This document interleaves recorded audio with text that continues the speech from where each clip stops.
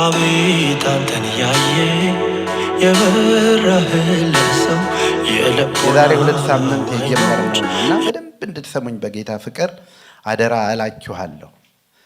ጌታ ከእናንተ ምን ይፈልጋል? ከኔ ምን ይፈልጋል? እንዲህ ብለን ነው የጀመርነው። ለምንድነው ጌታ የሚሰበስበን? ምንድነው ፍላጎቱ? ምንድነው ሰዎችንም ወደ እግዚአብሔር የምንጠራው? ለምንድነው? ምን ይፈልጋል ጌታ? ምንድነው የሚፈልግ? የሰማይና የምድር አምላክ ምንም ያላነሰው። ለዚህ እኮ ነው በሰው እጅ በተሰራ የማይገለገል በሺህ ተራሮች ያለ ከብት ሁሉ የእርሱ የሆነ የማትዘሩለት የማታጭዱለት ትልቁ እግዚአብሔር ከትንሹ ሰው ምን ይፈልጋል? እግዚአብሔር በዘመናት መካከል ክርስቶስን በመላክ የገለጠው ፈቃዱ ምንድነው? ሰው ሁሉ ደቀ መዝሙር እንዲሆን ይፈልጋል። የእግዚአብሔር ፍላጎት ይሄ ነው። ጥሪው ይሄ ነው። ወገኖቼ መጨረሻውም ላይ ስንት ብር አገኘን ስንት ልጅ ወለድን ሳይሆን ደቀ መዝሙር ሆነሃል አልሆንክም በነው ጥያቄው።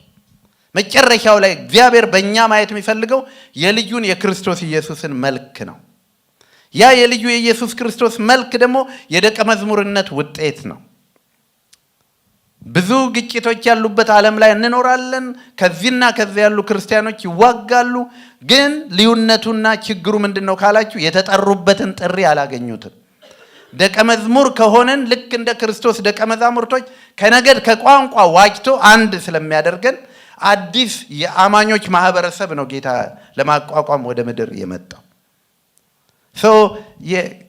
እኔም የእናንተም ጥሪ ኑ ነው መጀመሪያ የተባልነው። ባለፈው እንዳልነው ኑ ጌታ ኢየሱስ ክርስቶስ ተከተለኝ፣ ና ተከተለኝ፣ ና። ዛሬም መልእክቱ ይሄ ነው። ና ተከተለኝ። በሕይወት ዘመን አታፍርም። ፍጻሜህ ያማረ ይሆናል። በመንገዴ ተከተለኝ። ለእናንተ የማስባትን ሐሳብ እኔ ያውቃለሁ፣ ፍጻሜና ተስፋ የምሰጣችሁ ዘንድ ያማረ የሰላም ሐሳብ እንጂ የክፉ አይደለም። ግን ቤት ነው ያለ። ተከተለኝ፣ ተከተለኝ። የጌታ ሐሳብ ተከተሉኝ ነው፣ ሌላ ነገር የለው። ስለዚህ ኑ ካለ በኋላ ሰራቸውና አበረታቸውና ደግሞ ሂዱአል። ኑ ሲባል መተናል፣ እግዚአብሔር ይመስገን። ሂዱ ወደሚባለው ምን ያህል ሄደናል? የህይወት ዘመናችን ሁሉ ጥሪ ነው። ስለዚህ እግዚአብሔር የሚፈልገን ለምንድን ነው? ደቀ መዝሙር ሆነን ደቀ መዝሙር እናረግ ዘንድ ነው። the greatest commandment, the greatest mission ይሄ ነው። በቃ ትልቁ የተባለው ጌታ ኢየሱስ ክርስቶስ ሁሉን ከጨረሰ በኋላ የሰጣቸው አደራ ይሄንን። ስለ ኑሮ አስተምሯቸዋል። ስለ ገንዘብ፣ ስለ ትዳር፣ ስለ ጸሎት ያላስተማረው ነገር የለም። ዋናውን ግን ጠቀለለና ሲሄድ እንደዚህ አላቸው፣ እንግዲህ ሂዱና አሕዛብን ሁሉ በአብ በወልድና በመንፈስ ቅዱስም እያጠመቃችኋቸው ያዘዝኳችሁንም እንዲጠብቁ እያስተማራችኋቸው ደቀ መዛሙርት አድርጓቸዋል። ወገኖቼ መጨረሻ ላይ የምትገመገሙት በዛ ነው። ምን ያህል ሰው ደቀ መዝሙር አድርገሃል ይላቸዋል ጌታ። ደቀ መዝሙር ደግሞ ካልሆን ደቀ መዝሙር ማድረግ ስለማንችል ኑ ተባልን፣ ወደ ቤቱ መጣን። መጨረሻው ላይ ግን ደቀ መዝሙር አድርገሃል ወይ? ልጆችህን ስራ ታሲዝ ይሆናል፣ መልካም ነው። ልጆችህን ሪስፖንሲብል ዜጋ ታረግ ይሆናል፣ መልካም ነው። ደቀ መዝሙር ግን ካላረግ ጥሪህ አልተሳካም። እግዚአብሔር ልጆች የሚሰጠን ደቀ መዝሙር እንድናረጋቸው። የእግዚአብሔር አጀንዳና ጥሪ ሰው ሁሉ ክርስቶስን እንዲመስል ደቀ መዝሙር እንዲሆን። ይሄ የማይሻር የእግዚአብሔር ሐሳብ ነው። ስለዚህ ደቀ መዝሙርነት ተማሪነት ነው ተባብለን ተነጋግረን ነበረ። ደግሞ ያለቀለት ደቀ መዝሙር የለም ተባብለን ነበር። እየተሰራን ነው የምንሄደው። ዋናው ብቻ ተሽለን እንገኝ። ከትናንቱ ዛሬ ክብደታችን ምን ያህል እየጨመረ ነው? መንፈሳዊ ክብደታችን። ጌታ የሚፈልገው ይሄንን ነው። ስለዚህ በቃ ታጥቦ የተሰራ ሰው የለውም እግዚአብሔር። ግን እየተሰራን እንሄዳለን። እንደ ጴጥሮስ አይነት በእኔነት የተሞላ ሰው፣ እኔ በማለት በጣም የተሞላ ሰው ነበር። ግን እግዚአብሔር አመጣውና እኔ ለሚለው ጌታ አሰገደውና ትንሹን ነገር መመለስ አቃተው። እኔ ማለት ቀርቶ ትወደኛለህ ለሚለው መልስ የለው። ትወደኛለህ አንተ ታውቃለህ አለ። ደቀ መዝሙር ስትሆኑ በቃ ያላችሁ ይሄ በእያንዳንዱ ነገር በጣም የጨመረ ማንነታችን ይሄድና ጌታ ሆይ አንተ ታውቃለህ፣ ጌታ ሆይ አንተ ታውቃለህ። ለዚህ ነው ዳዊት ብዙ ጦርነት ተዋግቷል። ግን ወደ እያንዳንዱ ጦርነት ሲሄድ ምን ይላል? ጌታዊ ፈቃድህ ነው ልውጣ ነው ይላል። ትልቅ ትንሽ መሆኑን እንትን አይልም፣ ግን ፈቃድህ ነው ልውጣ ይላል። ስለዚህ ደቀ መዝሙርነት ያለቀልን ሰዎች ጉዳይ ሳይሆን የምንሰራበት ጉዳይ ነው ተባብለን እዚህ ላይ ነው የቆምነው። ደቀ መዝሙር ለመሆን የመማር ፈቃደኝነት በጣም ወሳኝ ነው ተባብለን ነበር። ተማሪ የመሆን ልብ። ጌታ ኢየሱስ ክርስቶስ ከኔ ተማሩ እኔ የዋህ በልቤም ትሁት ነኝ፣ ከኔ ተማሩ። ጌታ ኢየሱስ ክርስቶስ የሰማይና የምድር ፈጣሪ ሆኖ እስከ 30 ዓመቱ በቤተ መቅደስ ቁጭ ብሎ ይማር ነበር። የሰማይና የምድር ጌታ እኮ ነው። ቁጭ ብሎ ይማር ነበር። እስከ 30 ዓመቱ ቤተሰቡን ያገለግል ነበር። ጉርምስና ምናምን አልያዘውም። በጌታ እስኪወጣ ድረስ ቁጭ ብሎ ለቤተሰቡ ሰሚት አድርጎ ይኖር ነበር። ስለዚህ ከኔ ተማሩ አለ ትሁቱ ጌታ። በልቤ ትሁት። ያውም ሰሞኑን በወንዶች ህብረት ስለ ትህትና ነው የምንማረውና ትናንት በጣም ጥሩ ጊዜ ነበረን ስለ ትህትና። ትህትና ውጫዊ ነው ወይስ ውስጣዊ ነው እየተባባል ነበር። እና በእኛ ዘንድ ያው ውጫዊ ትህትና ሞልቷል። እንዲህ ተባብላችሁ ተጨባብጣችሁ ከሰዓቱን ተኩስ ልትከፍቱ ትችላላችሁ። ምንም ችግር የለም። ለቁርስ ሲያስቡን ነው ወይ ለምሳ ሲያስቡን ቁርስ አደረግናቸው። እንደዚህ አይነት አለ። በቃ ትህትና የሚመስሉ ግን ትህትና የሌለባቸው ነገሮች፣ ውጫዊ የሆኑ ነገሮች ማለት ነው። እንደ ፈሪሳውያኖች በመልካቸው ውጫቸው ያማሩ ናቸው። ውጫችሁን ታጠራላችሁ፣ ውስጣችሁ ግን የሬሳ መቃብር ነው ይባሉ የነበሩ ነበሩ። ጌታ ግን ምንድን ነው የሚለው? እኔ የዋህ በልቤም ትሁት። ትህትና ከውስጥ ወደ ውጭ ነው የሚወጣው። እንዲህ ብሎ መጨበጥ ጥሩ አይደለም ማለት አይደለም። እንዲህ ብሎ ጨብጦ ግን በልቡ የሚቆም ሰው እንዲህ ባይል ይሻላል አይመስላችሁ? አንድ ተማሪ አንዴ መልስ ለመመለስ ጁና ወጣ፣ መልስ አለው፣ ተሳስቷል። ቁጭ በል ሲለው አንዴ ልሞክር ምናምን አለ። ሞከረ፣ ተሳስቷል። ቁጭ በል ሲለው አሁን አይ ሞክራለሁ አለ። ቁጭ በል አለው አስተማሪው። ቁጭ በል ብያለሁ። በቃ መቀመጥ አልፈለገም፣ ግን አስተማሪው በጣም እንትን ስላለው ተቀመጠ። ቁጭ አለና ቲቸር ግን በልቤ ቆም ያለዋል። እንዲህ አይነት ትህትና አለ። ገብቷቸዋል። በላይ እዚህ ልትቀመጥ ይችላል፣ በውስጥ ግን ቆመሃል። የክርስቶስ ትህትና ግን ከውስጥ የሆነ ነው። ከኔ ተማሩ ያለው ለዚህ ነው። እኔ የዋህ በልቤም ትሁት ነኝ። ስለዚህ ከክርስቶስ እንድንማር ነው የተጠራ ነው። ማንን ነው ደግሞ የሚያስተምረው? እንደ ኒቆዲሞስ አይነቱን ፕሮፌሰሩን፣ ሳይንቲስቱን ጌታ እግር ስር ሳይማር ሌላ ነገር የለም። ሀሁ ይማራል። የወንጌል ሀሁ ይማራል። የደህንነት ሀሁ ይማራል። የጋብቻም ሀሁ ቢማር ጥሩ ነው አይመስላችሁም?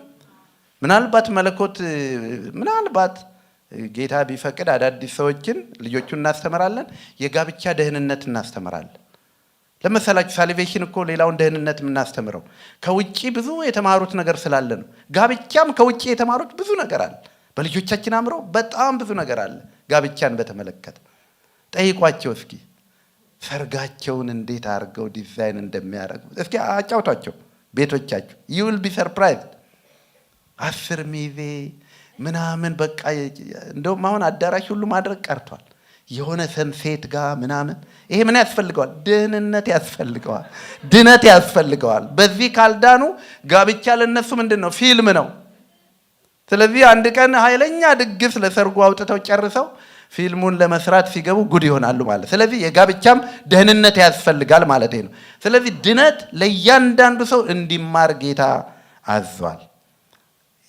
ከዳንን በኋላ ግን እግዚአብሔር የተባረከ ይሁን። ደቀ መዝሙርነት አሜዚንግ ህይወት የሆነው ምክንያት ይሄ ነው። በመከተል የምመራበት ህይወት። ጌታ ኢየሱስ ክርስቶስ ትመራላችሁ ብሎ አልጠራቸው፣ ተከተሉኝ ብሎ ጠራቸው። ግን በእግዚአብሔር መንግስት ውስጥ ዋናውን 12 መሪዎች ያደረጋቸው። ይሄ ደግሞ በእነሱ ላይ ብቻ አልቆመም። በእያንዳንዱ ላይ ተከተሉኝ የተባሉ፣ ራስን ክደ ተከተለኝ የተባለ፣ ሁሉን ጥለው ተከተሉኝ የተባሉ ሰዎች በመከተል ወደ መሪነት ህይወት አመጣቸው። ብዙ ሰው አሁን መሪነት ነው የሚፈልገው። በክርስቶስ ፕሪንሲፕልና መንግስት መሪነት ጌታ በጣም ነው የሚፈልገው። የመሪ ያለህ ነው ጌታ የሚለው። የመሪ ያለህ ግን ሰርቫንት ሊደርሺፕ ነው የሚፈልገው። እንደዛ አይነቱን ለማግኘት ምንድን ነው የሚፈልገው? መጀመሪያ የሚከተል ሰው ነው። ስለዚህ ደቀ መዝሙርነት በመከተል የምትመራበት ህይወት ነው። በመታዘዝ የማዘዝን ልምድ የምትቀስምበት ህይወት ነው። ለዚህ ጥሩ ምሳሌው አባቢ ነው ብዙ ጊዜ እንደምለውና ሚሊተሪ እንዴት መልካም መሰላችሁ ህይወትን ለማስተማር። በቃ yes sir no sir እና ምንድን ነበር አንዱ no excuse አሜን ነው። እስኪ በሉ አንዴ yes sir no sir no excuse። በቃ የሚመራ ሰው እንደዚህ ነው። ከዛ የሚወጣ ሰው ግን መምራት ይችላል። በጣም የሚገርማችሁ በክርስቶስ ስር የነበሩ ሰዎች ለዚህ ነው የተገረሙባቸው። እነዚህ እረኞች አልነበሩ እንዴ? አሳ አጥማጆች አልነበሩም እንዴ? ከየት አመጡት አሏቸው። በጥበብ ተገለጡ። ትውልድ በመምራት ተገለጡ። ቤተ ክርስቲያንን በመምራት ተገለጡ። ከየት አገኙት ካላችሁ በመመራት ውስጥ መምራትን አገኙበት። ደቀ መዝሙርነት ለዚህ ነው እጅግ የሚባርክ ቦታ የሆነው። ሌላ በዝቅታ በአገልጋይነት ልብ ውስጥ ደግሞ ጥበብ የሚቀሰምበት ነው። የእግዚአብሔር የደቀ መዝሙርነት ህይወት እንዲህ ነው። ዓለም ከላይ ነው መጀመር የምትፈልገው፣ ጌታ ግን ከስር ነው የሚያስጀምረው። ኑ ተከተሉኝ፣ ትላልቁን ሰው ና ተከተለኝ። ግን የተከተሉትን ምን አደረጋቸው? የትውልድ አባቶች አደረጋቸው። ሌላ ደቀ መዝሙርነት በምሳሌነት የሚኖርበትና የሚመራበት ህይወት ነው። ከፈሪሳዊ የሚለየው ይሄንን ነው። ያልኳችሁን አድርጉ ሳይሆን እያደረክ የምትኖርበት። ዘምሩ የምትልበት ሳይሆን እየዘመርክ፣ ጸልዩ የምትልበት ሳይሆን እየጸለይክ። ለዚህ ነው በተለይ ለቤተሰብ ኃላፊዎች ደቀ መዝሙር ሳትሆን ልጆችን ደቀ መዝሙር ማድረግ አትችልም። የዘመኑ አንዱ ተግዳሮት ይሄ ነው። ምክንያቱም ልጆቻችን መልካም ነገር እንዲያገኙ እንፈልጋለን፣ በክርስቶስ እንዲጸኑ እንፈልጋለን። እኛ ግን በክርስቶስ በደንብ አልጸናንም። ስለዚህ ወደዚህ ህይወት ግን ለማለፍ ጌታ ኢየሱስ ክርስቶስ ምን አለ ይላል? ተማሪዎች ሁኑ። ባካችሁ መጽሐፍ ቅዱሳችሁን አውጡና ዛሬ ምን እንደምንማር ጥቂት እንማራለን። እግዚአብሔር ይመስገን። መጽሐፍ ቅዱሶቻችሁን አውጡ። ደቀ መዝሙር ለመሆን የሚማር ልብ ያለው ሰው ለመማር መጀመሪያ ቃሉን መውደድ አለብን። የመጀመሪያው ነጥብ ይሄንን፣ ለመጀመሪያ ቃሉን መውደድ አለብን። ቃልህን እወደዋለሁ ብላ እንደዘመረችው ቃሉን የሚወዱ ሰዎች መዝሙር 119 ከዛ ቁጥር 159ን አውጡልኝ። መዝሙር 119 ከዛ 159። ይሄ መጽሐፍ ቅዱሳችሁ መሃል ሲከፈት የሚመጣው ቦታ ነው። በነገራችን ላይ መዝሙር 119 ማለት ረጅሙም የመጽሐፍ ቅዱስ ክፍል ግማሹም የመጽሐፍ ቅዱስ ቦታ ነው። ይህንን ያደለውም የደረስኩበት ተምሬው ነው። ስለዚህ ለመክፈትም ቀላል ነው ማለት ነው። መዝሙር 119 ቁጥር 159 እንዲህ ይላል፣ ትእዛዝህን እንደወደድኩት ተመልከት፣ አቤቱ በምህረትህ ሕያው አድርገኝ ይላል። ወገኖቼ በደቀ መዝሙርነት ህይወት ለማደግ መማር ግዴታ ነው። ንገሩልኝ ጎናችሁ፣ መማር ግዴታ ነው በሉት። የእግዚአብሔር ቃል ሰው በእንጀራ ብቻ አይኖርም ከእግዚአብሔር አፍ በሚወጣ ቃል ጭምር እንጂ ሲል ለማደግ ምን መብላት አለብን? የእግዚአብሔርን ቃል መብላት አለብን። እንዴት ነው አበላላችሁ? በዚህ ዘመን የእግዚአብሔር ቃል በጣም በጣም በጣም ጠኔ ስለተያዘ ብዙ ህዝብ ብዙ ችግር አለ። ህይወቱን የሚመራው በእግዚአብሔር ቃል ሳይሆን ከዓለም ባየውና በተማረው ነው። ስለዚህ የእግዚአብሔር ቃል ለመማር መጀመሪያ ቃሉን መውደድ አለብን። ቃልህን ወደድኩት ይላል። መዝሙር 119 166 ቁጥር ነው ያለው፣ 176 ቁጥር ነው ያለው። እያንዳንዱን ስታነቡት ስለ እግዚአብሔር ቃል ይናገራል። እስኪ ይሁት እያንዳንዱን ስታነቡት ቃልህን ወደድኩት፣ ትእዛዝህን አስተምረኝ፣ ተግሳጽህን ወደድኩት።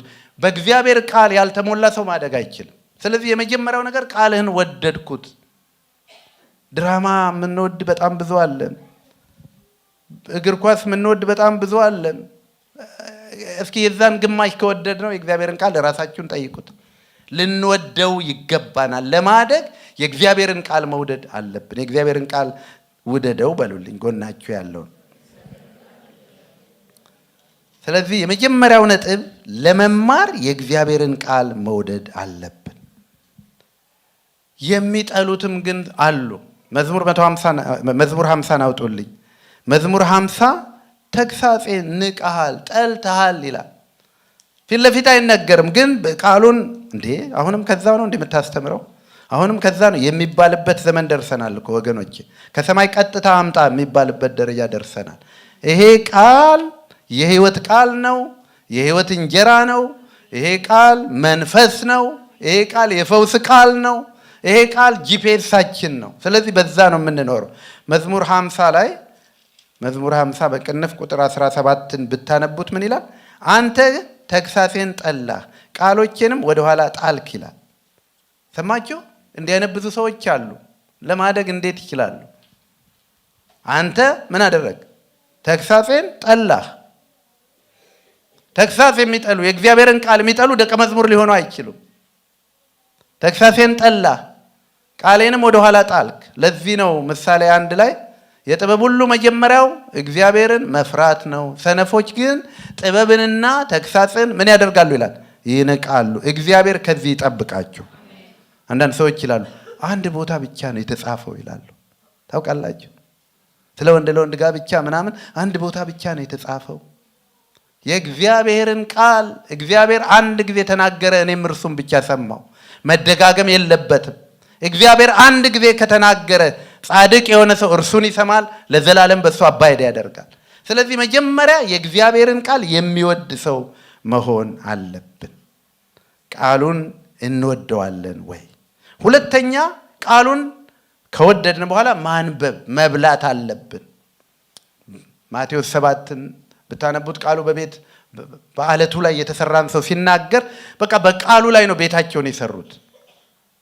ትዳር ሲይዙ በቃል ነው። ቢዝነስ ሲከፍቱ በቃል ነው። የሆነ ነገር ሲጀምሩ በቃል ነው። ቃሉ ምን ይላል ነው የሚሉት። ስለዚህ እንደዛ ለማለት ደግሞ ቃሉን ማንበብ አለባቸው። ቃሉ የሚበላ ነው። ጌታ ኢየሱስ ክርስቶስ አብዛኛውን ጊዜ የፈጀው ቃሉን ሲያስተምራቸው ነው። አብዛኛውን ጊዜ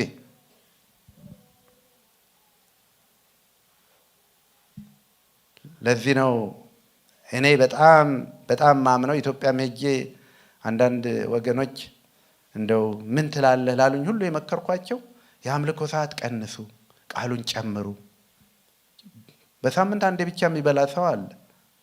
ስለዚህ በሳምንት አንዴ ለሚበላ ሰው 1 ሰዓት ተኩል ምናምን እያሸበሸብክ እንደዛ እንደደረቀ ይሄዳል። ያውም ደግሞ አምልኮ የመጨረሻ አድክሞ ቃሉ ጋር ስትመጣ አንዳንድ ሰው ኦልሬዲ ሰዓቱን ማየት ይጀምራል። ስለዚህ ቃል አሁን ማድረግ ያለብን ምንድነው? እንደውም ከፊትም ከኋላም ማድረግ። ስትገባ ቃሉ ይቀበልህ፣ ስትወጣ በቃሉ እንሸኛሃለን። ቃሉ ካልተበላ በህይወት መኖር አይቻልም። ቃሉን ያነበቡ ሰዎች ናቸው በህይወት የኖሩት። ቃሉን ያነበቡ ሰዎች ናቸው በህይወት ያደጉት። ስለዚህ ቃሉን የሚያነቡ ሰዎች ሊሆኑ ይገባል። ደቀ መዝሙርነት እንዲሁ አውቶማቲክ አይደለም። ቃሉን የሚያነቡ የሚወዱ የእግዚአብሔር ቃል ምን ይላል የሚሉ ህጉ ጫወታቸው የሆነ። ለዚህ ነው መዝሙር ምዕራፍ 1 ላይ እኮ ምስጉን ነው በክፉዎች ምክር ያልሄደ። የክፉዎች ምክር አንጋድሊ ካውንስል በኋላም ጥቂት እናየዋለን። በፌዘኞች ወንበር ያልተቀመጠ በኃጢአተኞች መንገድ ያልቆመ፣ ነገር ግን ህጉን በቀንና በማታ ያሰላስላል፣ በእግዚአብሔርም ህግ ደስ ይለዋል ይልና እርሱ ይላል በወንዝ ዳር እንደተተከለች ፍሬዋንም በየጊዜው እንደምትሰጥ እንደዛ ማበብ የሚቻለው በቃሉ ነው። ስለዚህ ይሄ አዲሱ ዘመን አዲሱ ክፍለ ዘመን ታውቃላችሁ፣ ሰው ሰዓቱን የሚያይበት የሚፈላሰፍበት፣ ሰው መስማት የሚችለው 45 ደቂቃ ነው ምናምን እያለ የሚፈላሰፍበት ዘመን ነው። እውነት አይደለም፣ እነግራችኋለሁ። ሰው መስማት የሚችለው በትንሹ ግማሽ ቀን ነው። ማስረጃ ካላችሁ መጽሐፍ ቅዱስ ነው። ካህኑ ተነስቶ ይላል ግማሽ ቀን የእግዚአብሔርን ህግ አነበበላቸው። ህዝቡም ምን አደረገ ይላል? ህዝቡም ቆመው አሜን አሜን ይሉ ነበር። ወገኖቼ ዋናውን የእግዚአብሔርን ቃል ከቤቱ ለማጥፋት ከቤታችሁ ለማጥፋት የሚሞከር ሙከራ አትቀበሉ። ማን ነው እንዲህ ያለው በሉ። ጥናት እንዲህ ይላል ሲሏችሁ የትኛው ጥናት በሉት። የአሜሪካን ቤተክርስቲያን ባዶ ያደረገውን ጥናት ነው? የቻይናን ክርስቲያን ሂዱና ጠይቁት። የኢትዮጵያ የገጠር ክርስቲያኖችን ጠይቁት። አንዳንድ አገልጋዮች እኮ ይላሉ፣ ሰባኪዎች 1-2 ሰዓት ሰብከው በቃን ሲሉ እንዴ ምን ነው ጨምር ይላሉ። በእግራችን 2 ሰዓት መተናል የእግዚአብሔርን ቃል ልንሰማ ይላሉ። የእግዚአብሔር ጥም የእግዚአብሔር ቃል በኢየሱስ ስም ያገኘን። የእግዚአብሔር ቃል ሲርበን የእግዚአብሔር ቃል በቃ ህይወታችን ውስጥ ገብቶ ዛሬ ምን አነበብክ? ዛሬ ቃሉ ምን ይላል? እንግዳ ወደ ቤታችሁ ሲመጣ መጽሐፍ ቅዱስ ሰጣችሁ። አሜን ነው። ጌታ ምን አለ? እስኪ ቃል አሰማኝ። አሁን ግን የምንነጋገረው ምንድን ነው? ምን ሰበር ዜና አለ? ሰበር ይሰብራል። የእግዚአብሔር ቃል ያድሳል፣ ይጠግናል። ወገኖቼ የተቀየርንበት እኮ ለዚህ ነው። የእግዚአብሔር ቤት እየደከመች የሄደችው እኮ ዋናው እግዚአብሔር ቤት ሊኖር የሚገባው ዋናው ምግቡ፣ ዋናው የጦር መሳሪያው ሰይፉ ስለሌለ፣ ስለዚህ የእግዚአብሔርን ቃል የሚያነቡ ሰዎች ልንሆን ይገባናል።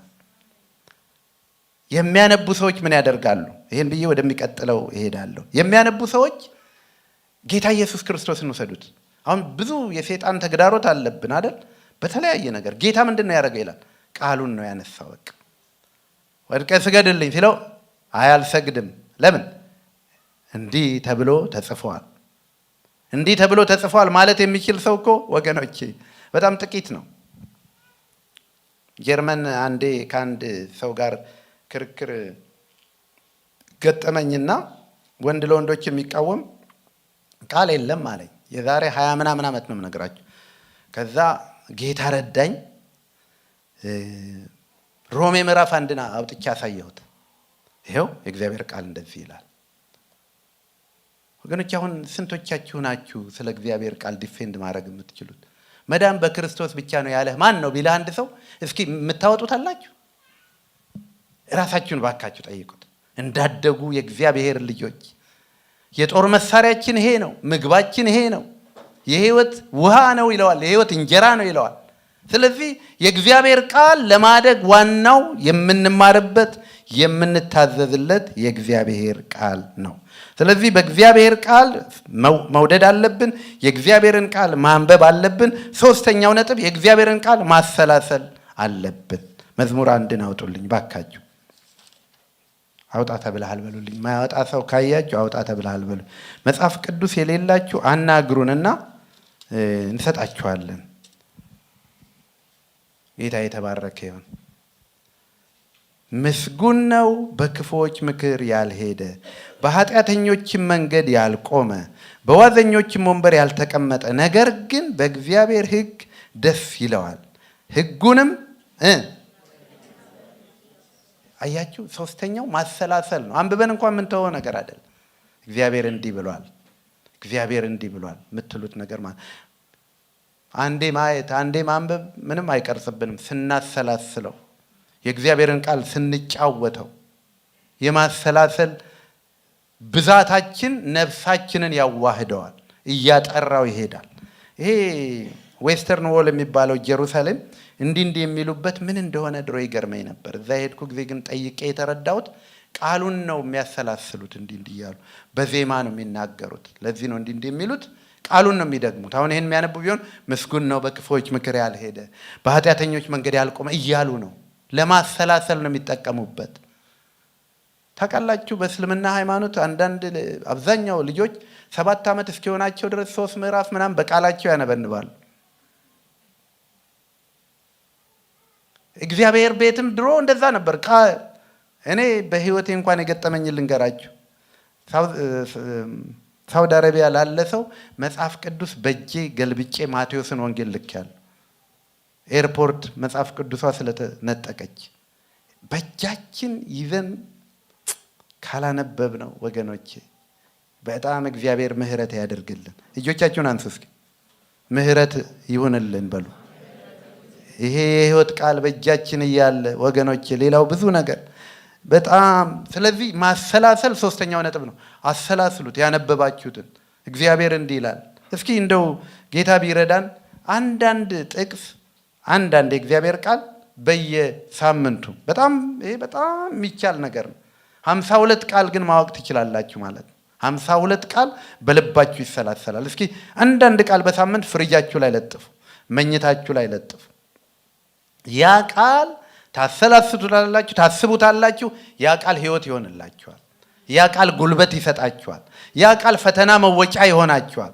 ያ ቃል ፈተና ሲመጣ እንደ ጌታ እንዳደረገው እንዲህ ብሎ ተጽፏል እንድትሉ ያስችላችኋል። እግዚአብሔር የተባረከ ይሁን። ስለዚህ ቃሉን ማሰላሰል ሶስተኛው። ይሄ ቃል ምን ይጠቅማል? 2 ጢሞቴዎስ ምዕራፍ 3 አውጡልኝ። ደቀ መዝሙርነት ወገኖች በጣም ይሄ እንዲህ የሚማርክ ነገር አይደለም። ምን ማለት የመሰላችሁ? በዚህ ዘመን በተለይ እኮ ሰው ለመማረክ እኮ በጣም ጣጣ እኮ ነው ወገኖች። ምክንያቱም በቃ በክላሲካል በምናምን ትንሽ ናጌት ነው የተለመደው። ሁሉም እኮ የምታዩት ነገር ሁሉም ይማርክ። ስለዚህ አንዷን አይታችሁ ዋው እንዳላችሁ ያልከ እግዚአብሔር ቃል እንደዛ አይደል? እየገባ አጥንት እስኪሆን ድረስ እየታገልክ ሁለተኛ ጢሞቴዎስ ምዕራፍ 3 16 እና 17ን አነባዋለሁ። ይሄ ቃል ምን እንደሚያደርግ ይናገራል። አንድ የእግዚአብሔር ሰው ያሉትን ከዛ በፊት ልንገራችሁ። 3 ሕግ ይኑርህ አሉ። የእግዚአብሔርን ቃል በተመለከተ 3 ሕግ ይኑርህ። አንደኛ ጌታ ያውራህ አሉ። 15 ደቂቃ ጌታ እንዲያወራህ ፍቀድለት አሉ። ሰማችሁኝ? ንገሩት ጎናችሁ ያለው 15 ደቂቃ ጌታ ያውራህ አሉ። ምን ማለታቸው ነው?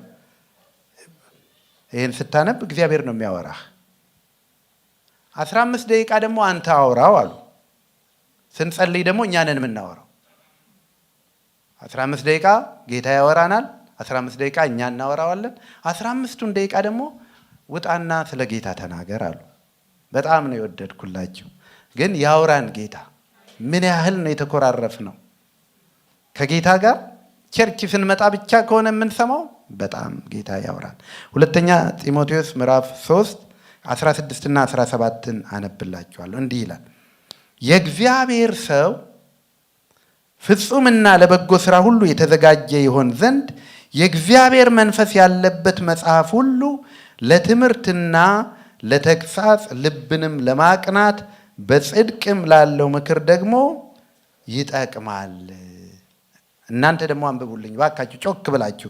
ይሄ በጣም የምቆይበት ቨርስ ነው። 1 2 3 የእግዚአብሔር ሰው ፍጹምና ለበጎ ሥራ ሁሉ የተዘጋጀ ይሆን ዘንድ የእግዚአብሔር መንፈስ ያለበት መጽሐፍ ሁሉ ለትምህርትና ለተግሳጽ ልብንም ለማቅናት በጽድቅም ላለው ምክር ደግሞ ይጠቅማል።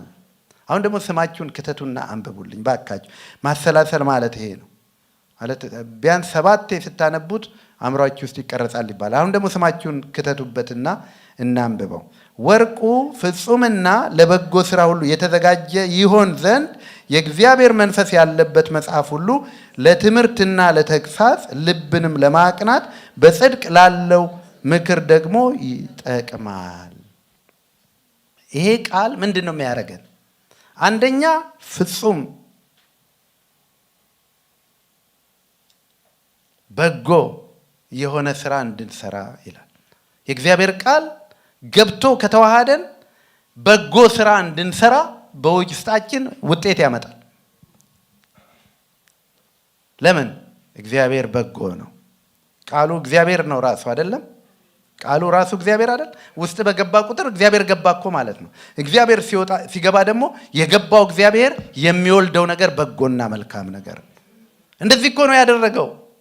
ቃሉን የሰሙ ቃሉን ወስደው ሌላ ቦታ ይሰጡታል፣ እየጨመረ ይሄዳል። ቃሉን የሰሙ እምነት ተሞልተው ሄዱ። አትሞችም በሕይወት ትኖሪያለሽ የሚለው ቃል ማን ነው ያለው? እግዚአብሔር ነው ያለው። ስለዚህ እግዚአብሔር እንዳለኝ አምናለሁ የሚል ሰው ሐኪም ካለው ነገር ይልቅ እግዚአብሔር ያለውን ያምናል ማለት ነው። አሜን ነው። ሐኪሙን ሄዳችሁ እንደው ብዙ ምህረት ተቀብለናል መቼስ እኛ። ግን አንዱ ከሚገርመኝ አንዱን ነገር ብቻ ልንገራችሁ።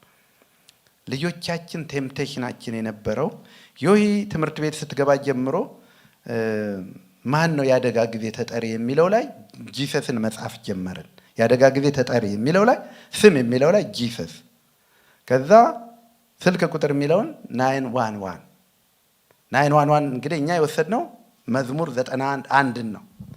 ለመጀመሪያው ሰሞን አስቸጋሪ ነው። አስተማሪዎቹ ይህንን ነገር ምንድን ነው የጻፋችሁት ምናምን አውቀን ነው ጂሰስ ያልነው። እሱ ነው የሚጠብቃቸው፣ የአደጋ ጊዜ ተጠሪያቸው እሱ ነው።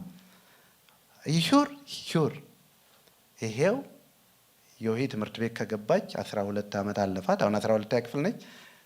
ፕሪኬ 5 ነው የገባችው። 13 ዓመት ሆናት።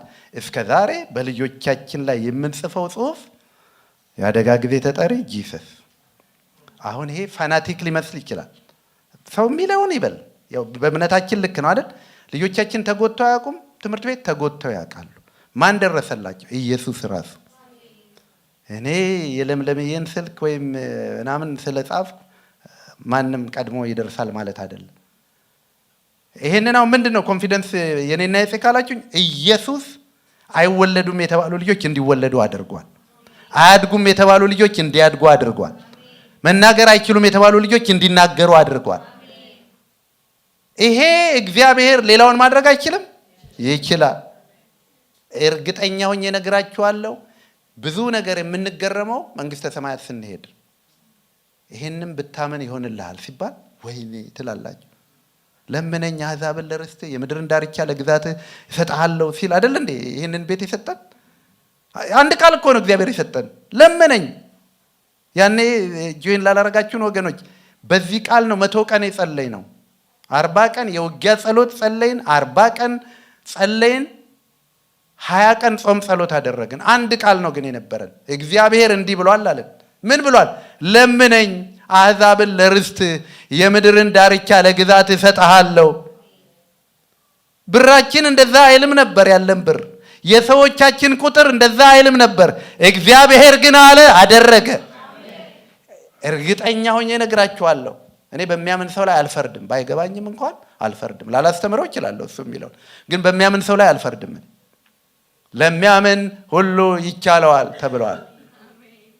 አውቃለሁ ይሄ በጣም ከባድ ትምህርት ነው፣ ምክንያቱም አቢዩዝ ተደርጓል።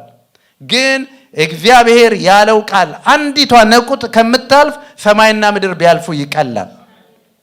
ልጅሽ ሞታለች ሲባል ኖ ሁሉ ሰላም ነው አለች። የእናንተን ያህል እኮ አልተሰበከችም። የእናንተን ያህል እኮ እግዚአብሔርን አታውቀውም። ግን ምን አለች? ሰላም ነው አለች። ይሄ እምነት ግን የሚፈጠርብህ ይሄ ቃል እየገባ በሄደ ቁጥር፣ ቃሉ እየገባ ሲሄድ አለማመንን እያወጣ ይሄዳል። ክፋትን እያወጣ ይሄዳል። ቃሉ እየገባ ሲሄድ ማለት። ስለዚህ ይሄ ቃል የሚለው ምንድን ነው? ለፍጹምና ለበጎ ስራ የተዘጋጃችሁ እንድትሆኑ። ለፍጹምና ለበጎ ስራ ተዘጋጅ በሉልኝ ጎረቤታችሁን። ሃሌሉያ! ለበጎ ስራ ተዘጋጁ በሉልኝ ባካችሁ። በምን አቅሜ እኔ በጣም ተቸግሬያለሁ የሚላችሁ ከሆነ ቃሉ ይገባል፣ ዘር አለው። አሜን። ያ ቃል ይገባና በጎ ስራ ይወልዳል። አሜን። ያ ቃል ይገባና ፍቅር ይወልዳል። ያ ቃል ይገባና ምህረት ይወልዳል። ያ ቃል ይገባና የሌለን ወደ መኖር ያመጣዋል። እግዚአብሔር በእምነት ይሙላን። እምነት ከየት ነው የሚመጣው? ከቃሉ። ፍጹምና በጎ ስራ ከየት ነው የሚመጣው? ከቃሉ። ስለዚህ እንዲህ ይላል፣ የእግዚአብሔር ሰው ፍጹምና ለበጎ ስራ ሁሉ የተዘጋጀ ይሆን ዘንድ ምንድን ነው የሚያስፈልገው? እንዲህ አይነቱ ሰው ሲወለድ የተባረከ መሆን አለበት። አንዳንድ ሰዎች እንዲህ ይላሉ፣ ይሄ በቃ ከልጅነቱ ምናምን አይደለም። ሰው በኃጢአት ተጸነሰ፣ በኃጢአት ተወለደ። መጽሐፍ ቅዱስ እንዲህ ነው የሚለው። የሰውን ልብ ማን ያውቀዋል? ምንድን ነው ይላል? ክፉ ነው ይለዋል። ወደ እግዚአብሔር መጥተው ግን ይሄ የህይወት ቃል ሲዘራባቸው ምን ይሆናሉ? በጎ ይሆናሉ። የፍቅር ሰዎች ይሆናሉ። የሰላም ሰዎች ይሆናሉ። ስለዚህ እንደዛ ይሆን ዘንድ ይላል የእግዚአብሔር መንፈስ ያለበት መጽሐፍ ሁሉ አንደኛ ለትምህርት ለዶክትሪንም ጭምር ማለት ነው። እዚህ ዝም ብሎ ለምትማሩት ትምህርት ብቻ አይደለም፣ ለዶክትሪን ለማደግ ብቻ አይደለም፣ ለዶክትሪን መሰረት ለማስያዝ የእግዚአብሔር ቃል ዶክትሪናችሁ ከእግዚአብሔር ቃል ካልወጣ ብዙዎቻችሁ የምታምኑትን ሳታቁ የምትኖሩበትን ፐርፐስ ሳታቁ ትኖራላችሁ። የእግዚአብሔርን ቃል ግን እያወቃችሁ ስትሄዱ የሚሞርድ የሚሰራ እገሌን ደግፋለሁ እገሌን አልደግፍም ብትሉ በፖለቲካ ለምሳሌ ከምን አመጣኸው ነው ማለት ያለባችሁ። ይሄው ህገ መንግስቱ እንዲህ ይላል፣ የእግዚአብሔር ቃል ለዶክትሪን ይላል፣ ለትምህርት ይላል። ስለዚህ ከእግዚአብሔር ቃል የወጣ ትምህርት በእግዚአብሔር ቃል መፈተን አለበት ማለት ነው። አሜን ነው። ስለዚህ አንደኛ ለምንድን ነው ይሆናል? ለትምህርት ይለዋል። እግዚአብሔር ማን ነው የሚለውን ያስተምራችኋል። ኢየሱስ ክርስቶስ ማን ነው የሚለውን ያስተምራችኋል። ጋብቻ ማን ነው የሚለውን ያስተምራችኋል። የልጅ ዓላማው ማን ነው የሚለውን ያስተምራችኋል። ሁሉን ነገር ከዚህ ውጪ ከሆነ በጣም ችግር አለ ማለት ነው። ስለዚህ የእግዚአብሔር መንፈስ ያለበት ቃሉ ምን አለ? ለትምህርት ይለዋል። አንደኛ ለትምህርት፣ ሁለተኛ ለተግሳጽ ይለዋል። ይሄ ዋናው የእግዚአብሔር ቃል ማሳደጊያው መንገድ ነው። ለተግሳጽ ተግሳጽ ካገኛችሁ ስንት ጊዜያችሁ ነው? ኢንስትራክሽን ወገኖቼ፣ የእግዚአብሔር ቃል ይገስጻል። ሲገስጽ ግን ምስጉኖች ናቸው ነው የተባለው። አንተ ሕግህን ያስተማርከው የገሰጽከውም ሰው ማን ነው ይላል? ምስጉን ነው። ዩ አር ብሌስድ። በእግዚአብሔር ቃል ስለተገሰጽክ ዩ አር ብሌስድ። ዕብራውያን 13 ላይ እንደዚህ ነው የሚለው፣ እናንተ ዲቃላዎች አይደላችሁም። እግዚአብሔር የሚወደውን ይገስጸዋል። ማን ነው? በምንድን ነው እግዚአብሔር የሚገስጸው? በዚህ ተመለስ ይልሃል። በዚህ እግዚአብሔር የሚወደውን ሰው ዳይሬክሽን ይሰጠዋል። ስለዚህ ይሄ ቃል ምን ያደርጋል ይላል? ይገስጻል። ግን ሲገሰጽ ለመስማት እግዚአብሔርን የሚሰማ ሰው መሆን አለበት። የቅድሙን ቃል መዝሙር ምዕራፍ 1:1 ብታዩት እኮ የሚለው ይሄንን ነው። በክፎች ምክር ያልሄደ አንጋድሊ ካውንስል ማለት ነው። ከአንጋድሊ ካውንስል ይመልሳል። ከእንደዚህ አይነት ሰዎች ጋር ጓደኛ አትሁን እኮ ይልሃል የእግዚአብሔር ቃል። ይላል እኮ በማይመች አካሄድ አትጠመድ ይልሃል። ያኔ የምትሰማው ከሆነ ትመለሳለህ። ክርስቶስ ከቤልሆር ጋር ምን ህብረት አለው ሲል አንብበህ ትመለሳለህ። ተግሳጽን ግን የተለማመዷት ፍሬዋን ይበላሉ ይላል መጽሐፍ ቅዱስ። ስለዚህ የእግዚአብሔር ቃል ሁለተኛ ምን ያደርግልናል? ለተግሳጽ ይሆንልናል። መጽሐፍ ቅዱሳችን ብዙ ስለ ተግሳጽ ይናገራል እና በጣም በሚያስተምር ደረጃ ማለት ነው። እስኪ አንዳንዱን ላንብብላችሁ። የማዳንህን ጋሻ ሰጠኸኝ፣ ተግሳጽህም አሳደገኝ ይላል ሳሙኤል። ሰማችሁት? ተግሳጽ ያሳድጋል። በዚህ ዘመን ሰው ለመገሰጽ በጣም አይመችም። ምክንያቱም አልለመደማ ተግሳጽ። አሁን ራሱ እኮ ትልቁ ችግር የዚህ ዓለም እኮ ማንም ማንንም አይገስጽም። እስክትሞት ድረስ ዝም ይሉሃል። እስክትሞት ድረስ። አንድ ሰው አለ እዚህ እና አንድ ነገር እንዲህ አታድርግ አልኩት እና ከአውርተን ስንጨርስ እቅፍ አደረገኝና በቃ I have never had this chance እንደዚህ ብሎኝ የሚያውቅ ሰው አልነበረኝም በህይወት ያለኝ። ገረመኝ። ያያችሁ አስተዋይ ሰው ተግሳጽን ይወዳል። በዋን ወይ መንገድ ስትሄዱ የዚህ ሀገር ሰው ምንድን ነው የሚላችሁ? ይቻላል ነው የሚላችሁ። ማንም እኮ ምን ማለት ነው? አብሶሉት ትሩዝ የለም። ያንተም ትሩ ነው ይልሃል። በዚህም ብትሄድ ትሩ ነው፣ በዚህም ብትሄድ ትሩ ነው ይልሃል። እግዚአብሔርን የሚፈራ ሰው ግን ካለህ፣ መልካም አባት ካለህ፣ መልካም አገልጋይ ካለህ ምን ይልሃል? ተው ልጄ ሆይ ተመለስ። ምሳሌ ሙሉን የተግሳጽ መጽሐፍ ነው። ልብን ለማቅናት የተጻፈ መጽሐፍ ነው እና ሳሙኤል ምን ይላል? ተግሳጽህ አሳደገኝ ይላል። ወገኖቼ የእግዚአብሔር ተግሳጽ የሚያሳድግ ነው። ጥበብና ተግሳጽን ለማወቅ የእውቀትን ቃል ለማስተዋል ቃሉን አንብቡ። ምሳሌ ምዕራፍ 1። ስለዚህ የእግዚአብሔር ቃል ተግሳጽ ይሰጣል። ያኔ ትመለሳለህ። ካልተመለስክ እንደፈለግከው ኖረህ መጨረሻው ላይ ስትደርስ እና ወገኖቼ የእግዚአብሔር ቃል ይገስጸን። ለዚህ ነው ዳዊት እንደዚህ ያለ፣ በቃ እንደዚህ ኃጢአት ሰርተሃል፣ 3 ምርጫ አለህ አለው እግዚአብሔር። በቃ እንደዚህ ጠላት ይነሳብህ ምን ሲለው ኖ በአንተ እጅ መውደቅ ይሻለኛል አለ። ለዚህ ነው እግዚአብሔር ሕጉን ያስተማረው የሚገስጸው ሰው ምስጉን ነው የተባለው።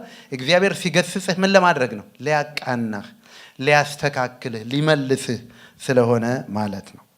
ባለአእምሮ ልጅ የአባቱን ተግሳጽ ይሰማል፣ ፌዘኛ ግን ተግሳጽን አይሰማም። በላይፍም ይሄ በቃ የታወቀ ነው። አባቱን ተግሳጽ ይሰማል በእያንዳንዱ ህይወት። ባይ ዘ ዌይ የሆነ ልብስ ለብሳችሁ መጣችሁ፣ አንዱ አገልጋዩ ይሄን ልብስ አትልበሺ ቢላችሁ እሺ የሚሉ አሉ። ባያምኑበትም እንኳን ለእኔ አሪፍ ነው ግን አንተ ካልክ የሚሉ አሉ። አንዳንዶች ደግሞ 2 ገዝተው የሚመጡ አሉ። ደግሞ በዚህ በመብቴ መጣ የሚሉ አሉ። በጣም በቃ ይሄ የቲኔጀር መንፈስም ላይ አሁን የምታዩት ይሄንን ነው። በቤቶቻችን የምናየው ይሄንን። ተግሳጽን የሚወድ ሰው ግን ምንድን ነው ይላል? ባለ አእምሮ ነው። ስለዚህ ተግሳጽን፣ ምክርን ሰማ፣ ተግሳጽን ተቀበል፣ ፍጻሜህ ጠቢብ ይሆናል ይላል። አንደኛ ተግሳጽ ያለው በእግዚአብሔር ቃል ውስጥ ነው። ከዚህ በላይ ከሄድኩኝ ፊታችሁ እንትን እየሆነ ነው። ልቀጥል? መለኮት በጣም እንትን ነው። እንዲሁም አዲስ ልደት እግዚአብሔር የተባረከ ይሁን። ስለዚህ ልጆቻችንን ራሱ የእግዚአብሔር ቃል ኤፌሶን 6 ላይ እንዲህ ነው የሚለው፣ ልጆቻችሁን በጌታ ምክርና በተግሳጽ አሳድጓቸው እንጂ አታስቆጧቸው ይላል። ልጆቻችሁን በማን ምክር አሳድጓቸው? በጌታ ምክርና በተግሳጽ። ግን ጌታ ያልገሰጸውና ያልመከረው ሰው እንዴት ልጆቹን ማስተማር ይችላል? ቃሉ የሌለው ሰው ልጆቹን እንዴት ቃሉን ማስተማር ይችላል? ደቀ መዝሙር መሆን ከዚህ ውጭ አይቻልም። ደቀ መዝሙር ማረግም ከዚህ ውጭ አይቻልም። ስለዚህ ለተግሳጽ ሁለተኛው። ሶስተኛው ምን ይላል? ልብንም ለማቅናት ይላል። ልቦቻችን እንግዲህ የደቀ መዝሙር ትምህርት አይደል? ሐዋርያቱን ወሰዷቸው። የተለያየ ቦታ አድገው ልባቸው በተለያየ ሀሳብ ተሞልተው ነው የመጡት። ጌታ ግን ዋናው ጊዜውን የፈጀው ልባቸውን ለማቅናት፣ ክፉ የሆነውን ልብ ለማለስለስ፣ እኔ አንደኛ ነኝ የሚለውን ልብ አገልጋይ ነህ ለማለት። ልብ ነው ዋናው አስቸጋሪው ነገራችን። ፊታችንን መቀየር እንችላለን፣ ልብሳችንን መቀየር እንችላለን። ልብ ማቅናት ግን ያለ እግዚአብሔር ቃል አይቻልም። የድንጋዩን ልብ በስጋ ልብ መቀየር የሚችለው የእግዚአብሔር ቃል ነው። አሜን። ስለዚህ ልብንም ለማቅናት ይላል። ያቀናዋል ማለት ነው። ባነበባችሁ ቁጥር ያቀናዋል። አንድ ሰው እንዲህ ብለዋል፣ እኔ በህይወቴ ሰው አይላቢ ብዬ አላቅም አሉ። የእግዚአብሔርን ቃል ካነበብኩ በኋላ ግን ለቅሶ በለቅሶ እንኳን ልብን ያቀናል። ኃያል ነኝ የሚለውን ሰው የእግዚአብሔር ቃል ገብቶ እኔ ማን ነኝ ይላል። እኔ ከሁሉም አንደኛ ነኝ የሚለውን ሰው የእግዚአብሔር ቃል ሲያገኘው ለካ እኔ ምንም አይደለሁም ይላል። ልቦቻችን በእግዚአብሔር ቃል ይቅኑ። ዋናው ስራው እዚህ ነው ያለው። ልባችን ጋር እኮ ነው። ልባችን እኮ ነው። እግዚአብሔር ከሚያስገርመኝ ታሪኩ አንዱ ልንገራችሁ። የሰው ልብ አለመታወቁ አይደል? አሁን እናንተ ልቤን ማንበብ ብትችሉ፣ እኔ ልባችሁ ማንበብ ብችል ማን በማን ፊት ይቆማል? በባልና በሚስቶች ፊት ራሱ መቆም ይቻል ይሆን? ይሄ ያሰብኩት መቼ መሰላችሁ? አንዴ በርሊን ባቡር ላይ ሆኜ ባቡሩ መቀመጫው እንዲና እንዲህ ነው ፊት ለፊትና እንዲህ እና አንድ ቀን የሆኑ ሴት ለሴቶች ያኔ እንዲህም በደንብ ስላልተገለጠ ይተሻሻሉ። ዝም ብለው አልገባንም ነበር። እኛ እንኳን መተሻሸት አብረን እናድራለን ከጓደኞቻችን ጋር። እኛ ሀገር ስቲል እኮ አይታችሁ እንደ ሰው ተቃቅፎ ነው የሚሄደው። አእምሯችን ሰላም እያለ እኛ ምንም አይመስል። አሁን ኢትዮጵያ ሄጄ ተቃቅፎ ሳይባካቸው አውርዱት እንደዛ ነበር እንትናችን። ከዛ አየሁ እነዚህን ሰዎች። ከዛ መፍራት ጀመርኩኝ፣ ባቡሩ ውስጥ ማለት ነው። አሁን የፊቴ ያለው ሰው ልቡ ቢታይ ኒዮናዚ ነው ወይስ ሰላማዊ ሰው ነው? እርኩሰት አለበት ወይስ እግዚአብሔር? ልቦቻችን እንኳን አልታዩ። ያን ልብ የሚያይ እግዚአብሔር ግን የሰው ልብ ሁሉ ምንድን ነው አለ? ክፉ ነው።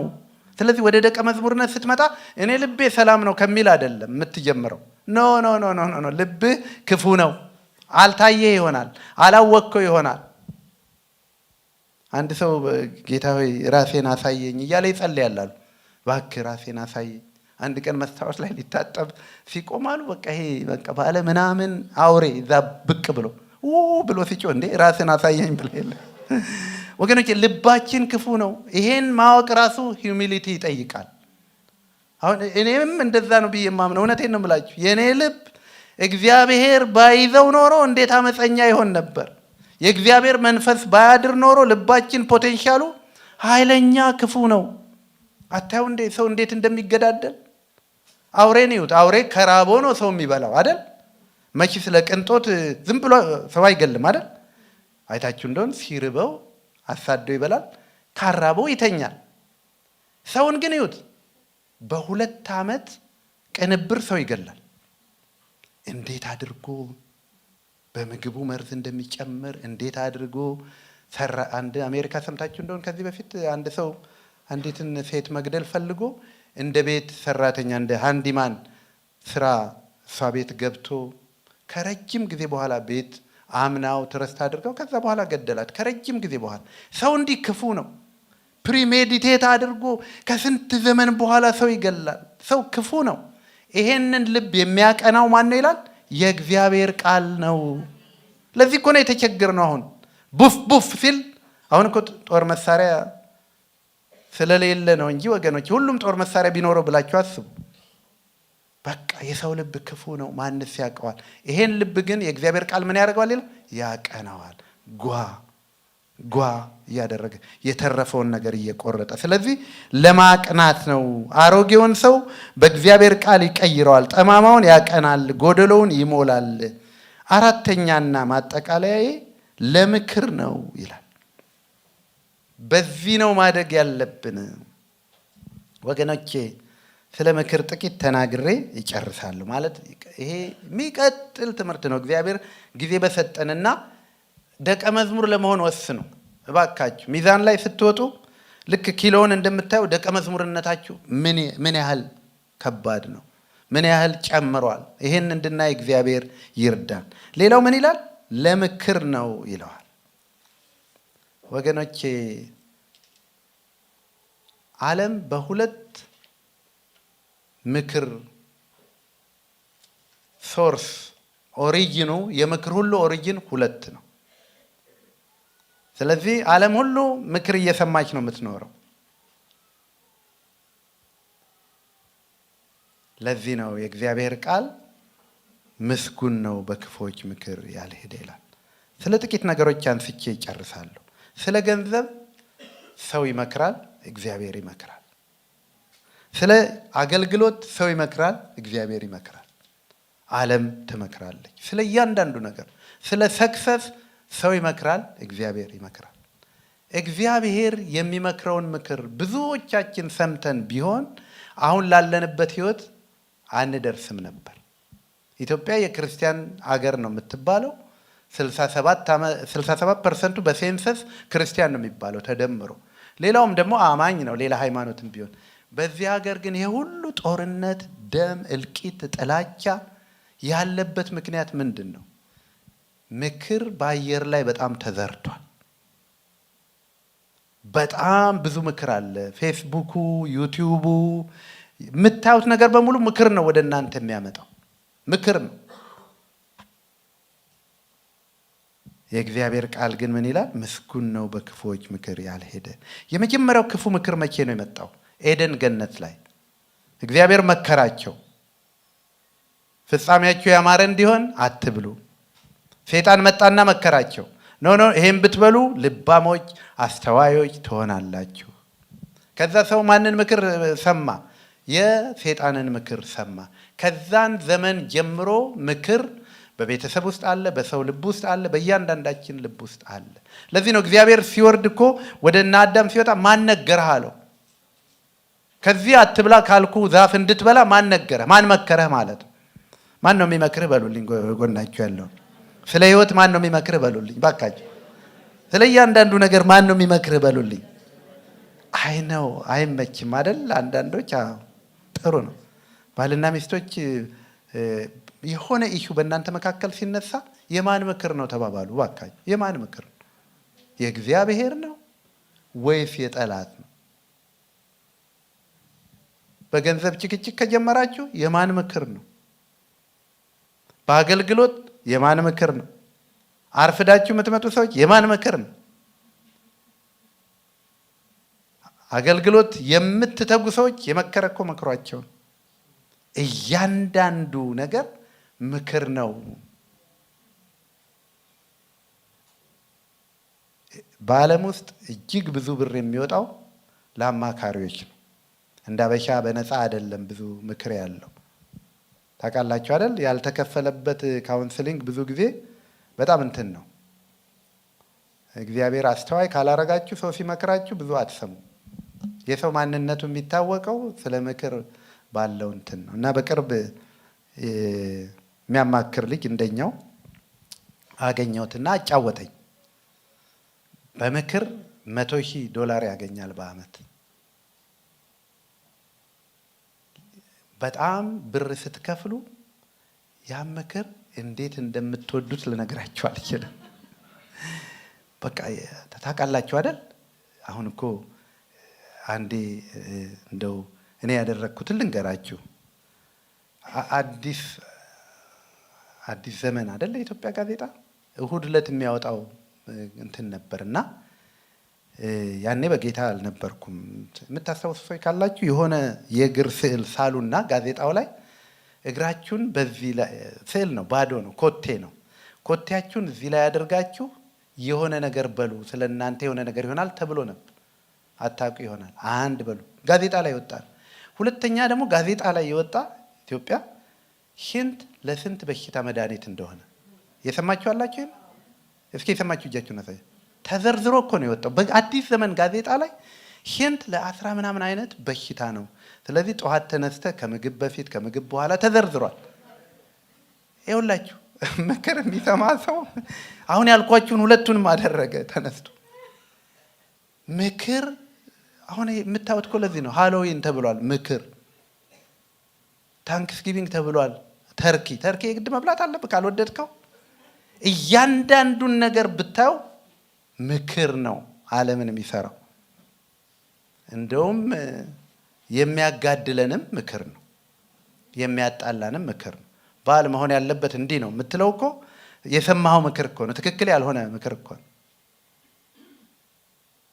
እግዚአብሔር በሕይወታችን ዘመን ሁሉ የገባውን ምክር የሚያጥበው በቃሉ ነው። ስለምንም ነገር ያለንን አመለካከት እግዚአብሔር የሚቀይረው በእግዚአብሔር ቃል ምክር ነው። ከዛ ገንዘብን ዲፋይን ታደርገዋለህ በዚህ ምክር። ገንዘብ ምንድን ነው ይላል? ገንዘብ ለእግዚአብሔር ባሪያ ለመሆን የተጠራራ ግን ካነገስከው ግን በክርስቲያንም ላይ ሊነግስ የሚችል። ስኬት ምንድን ነው ይላል? ዓለም ስኬት ምንድን ነው? ብዙ ብር ማጠራቀም፣ ብዙ ቤት መስራት ይላል። የእግዚአብሔር ቃል ደግሞ ስኬት ምን ይላል? ለተፈጠርክበት ነገር የእግዚአብሔርን ሐሳብ አገልግሎ ማለፍ ይላል። እያንዳንዱ ህይወታችሁ በእግዚአብሔር ምክር ከተቃኘ you'll be different። አሜን። ስለዚህ ለምክር ይጠቅማል፣ ልብን ለማቅናት ይጠቅማል። ተነሱ፣ ከዚህ በላይ አልይዛችሁም። ኢሳይያስ ምዕራፍ 55ን አውጡልኝ። ኢሳይያስ ምዕራፍ 55 ሁለት ቃል አንብበን እንጨርሳለን። ተነሱ ባካችሁ ሁላችሁም።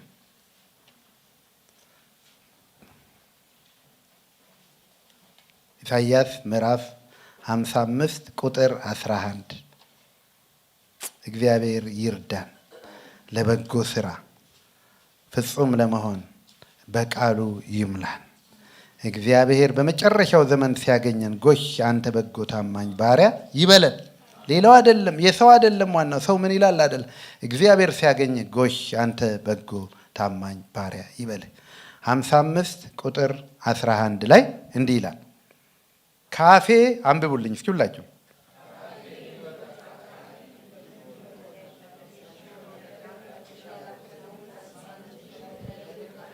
አሜን አሜን። እኔ ደግሞ ላንብብላችሁ። ካፌ የሚወጣ ቃሌ እንዲሁ ይሆናል፣ የሚሻውን ያደርጋል። እግዚአብሔር መሻት አለው በህይወታችሁ። አሁን ቃል ተነበበ አይደል? ባንቺ ህይወት መሻት አለው። እንዲህ ሊያደርግህ ይፈልጋል። እባካችሁ አንክሰር። አንድ ቀን እግዚአብሔር ፊት ሄደን ስንጠየቅ እንዲህ ብዬሽ አልነበረም እኮ ነው የሚለው። መቼ አገኘኝ ስትሉት ቃሌ ብሎሃል። ለዚህ እኮ ነው ያኔ ነቢያቱ እኮ እንዲህ የሰራዊት ጌታ እግዚአብሔር እንዲህ ይላል ሲሉ እስራኤል ጸጥ ትላለች። ለምን? እግዚአብሔር እንዲህ ብሏል። እና እግዚአብሔር የሚሻውን ያደርጋል። እግዚአብሔር መሻት አለ፣ የሚሻውን ያደርጋል። የላኩትን ይፈጽማል እንጂ ወደ እኔ በከንቱ አይመለስም። የእግዚአብሔር ቃል ተነግሮ የሚያቆም ቃል አይደለም፣ ፈጣሪ ቃል ነው። ይኸው ደቀ መዝሙር እየሆናችሁ ስትሄዱ ትልቁ ሀብታችሁ ቃል ነው። ነገራችሁ አልተለወጠም፣ ግን ቃል ሰጥቷችኋል። እግዚአብሔር ቃል አለኝ ማለት ትጀምራላችሁ። ወደ ሆነ ሀገር ልትሄዱ ትችላላችሁ። ወደ ምናምን ስትሄዱ ምን አለ? ቃል አለኝ። ምን ማለት መሰላችሁ? እግዚአብሔር አለኝ ማለት ነው።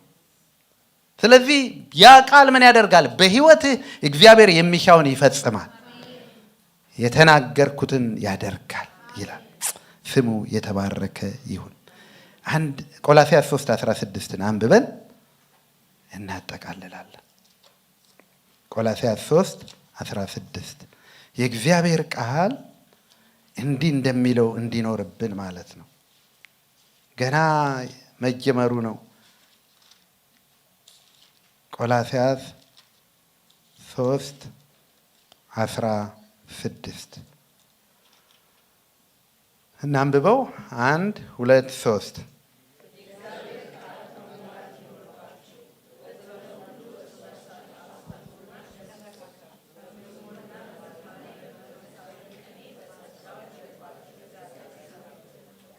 አሜን። ስለዚህ የእግዚአብሔር ቃል በምን ይኖርባችሁ? እስኪ በሉት በሙላት። ትንሽ ምናምን ነገር አይደለም፣ በሙላት በቃ እንደው ፈልገን የምናጣው አይደለም። እንደው እግዚአብሔር ቃል አለ ምናምን ሲባል ምናምን በሙላት ይኖርባችሁ። በሙላት የድሮዎቹ አባቶች በሙላት ነበረባቸው። በሙላት ያሉ ነገሮች እንደው ታስታውሳላችሁ? ይሄ በሙላት የሚለውን አንድ ሰው ምሳሌ ሲሰጡ ደስ የሚለኝ ነገር ተናገሩ። እኛ ክልል አሉ ክትፎ ይበላል አሉ። አንዴ ግን ወልቂጤ ሄድኩ አሉ። ወልቂጤ አሉ በስጋ ላይ የተጨመረ ቅቤ ሳይሆን የቀረበልን አሉ፣ በቅቤ ላይ ጣል ጣል የተደረገ ስጋ ነው አሉ። ማለት ቅቤው ነው ዋናው፣ በቃ ስጋው ጣል ጣል የተደረገበት። በሙላት የእግዚአብሔር ቃል ርስርስ ያለ በሙላት ይኑርባችሁ። በሙላት በሙላት በሉ እስኪ ይኑርብኝ። ምን ያደርጋል ይላል ይኸውላችሁ። ከዛ በኋላ ምን እንደሚያደርግ በሙላት ሲኖር፣ በጥበብ ሁሉ እርስ በርሳችሁ አስተምሩ። ጥበበኛ ትሆናለህ በሙላት ሲኖርብህ ማለት ነው። በልባችሁም ለእግዚአብሔር ትዘምራላችሁ፣ እግዚአብሔር አብን በእርሱ እያመሰገናችሁ በቃል ቢሆን ወይም በስራ የምታደርጉትን ሁሉ በጌታ በኢየሱስ ስም ታደርጉታላችሁ ማለት ነው። ምን ማለት ነው? ይሄ ደግሞ በቃ ስታደርግ ስለ ጌታ ብለህ ታደርጋለህ። ሚስትህን እግር ስታጠብ ጌታህን ኢየሱስን እንዳጠብክ የምታደርገው ነገር በሙሉ ስለ ጌታ ብለህ መጨረሻው ላይ በኢየሱስም ብላችሁ መጸለይ ማለቱ አይደለም። የምታደርጉትን ሁሉ ስለ ጌታ ብላችሁ ታደርግ። ስታገለግል ስለ ጌታ ብለህ። ጽዳት ቢሆን የምታገለግለው የከበረ ነው። በነገራችን ላይ እንደ ጽዳት የከበረ አገልግሎት የለም። በጌታ ዘንድ አሰራሩ የተገላበጠ። ግን ስለማን ብለህ ነው የምታገለግል? ስለ ጌታ ብለህ። ሰውን ሀግ የምታደርገው ስለ ጌታ ብለህ፣ የተራበውን የምታበላው ስለ ጌታ። ይሄ ግን ከየት ነው የሚመጣው? በሙላት ሲኖርብህ። በሙላት ኖረብህ ማለት ኢየሱስ ውስጥህ ገባ ማለት እኮ ነው። የእግዚአብሔር ቃል በሙላት ሲኖርብን፣ ቃል በመጀመሪያ ነበረ የተባለው፣ ቃልም በእግዚአብሔር ዘንድ ነበረ፣ ቃልም እግዚአብሔር ነው የተባለው አንተ ውስጥ ገባ ማለት ነው። ከዛ አንተ ምን ትሆናለህ? እንደ ኢየሱስ ትሆናለህ። እነ ጴጥሮስ አጀማመራቸው እንደዛ አልነበረ ማለት። መጨረሻ ላይ ምንድን ነው ያሉት? ግን ሲናገር እንደሱ ይናገራል አይደለም ያሉት። ስለዚህ በሙላት ሲኖርብን ያን እናደርጋለን። እንጸልይ። አሜን።